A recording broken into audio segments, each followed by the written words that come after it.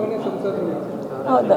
ಕೇಂದ್ರ ಮತ್ತು ರಾಜ್ಯಕ್ಕೆ ಹಿತಾಸಕ್ತಿ ಸಂಘಟನೆ ಇದಕ್ಕೆ ನಾನು ಸ್ವಲ್ಪ ಕ್ವಾಯ್ಟಾಗಿದ್ದರೆ ಜವಾಬು ಹೇಳ್ತೀನಿ. ನಾನು ಇವರೊಂದು ಪ್ರಶ್ನೆ ಕೇಳಿದ್ರು, ನಿಮ್ಮ ಮಗನೇ ಈಗ ಸಂಸದರು ಮಾಡ್ಬೋದಲ್ಲ ಅಂತ. ಅದಕ್ಕೆ ನಾನು ಐ ವಾಂಟ್ ಟು ಕ್ಲಾರಿಫೈ.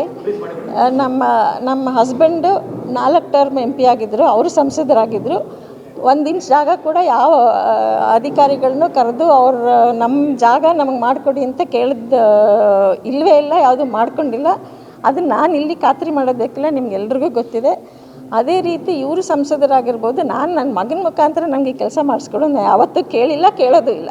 ನನ್ನ ಬಲದ ಮೇಲೆ ನಾನು ಅವರು ಸಂಸದರು ಜನದ ಇದು ಮಾಡೋಕ್ಕೆ ಅವರು ಈ ಸಂಸದರಾಗಿ ನಿಂತ್ಕೊಂಡು ಬಂದಿರೋದು.